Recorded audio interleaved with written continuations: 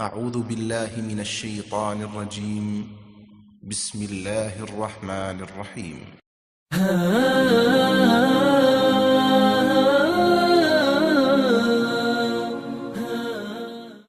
جشن میلاد النبی منانے والوں سے ہم 3 سوال کرتے ہیں۔ یہ جشن میلاد منانا نیکی کا کام ہے یا گناہ کا؟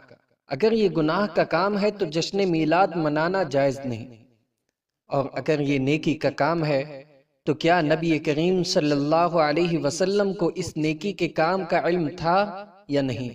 اگر نبی صلی اللہ علیہ وسلم کو اس کا علم نہیں تھا تو یہ نبی صلی اللہ علیہ وسلم پر بہت بڑا بہتان ہے، اور اگر نبی کریم صلی اللہ علیہ وسلم کو اس کا علم تھا تو کیا آپ نے اس نیکی کے متعلق ہم کو بتایا؟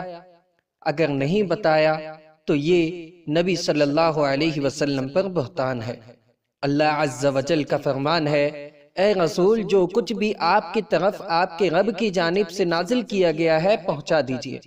اگر آپ نے ایسا نہ کیا تو آپ نے اللہ کی رسالت ادا نہیں کی، اور آپ کو اللہ عز و جل لوگوں سے بچا لے گا۔ بے شک اللہ عز و جل کافر لوگوں کو ہدایت نہیں دیتا۔ سورۃ المائدہ آیت نمبر 67۔ اگر نبی صلی اللہ علیہ وسلم نے جشن میلاد کے متعلق بتایا ہے تو دلیل لے کر آئیں۔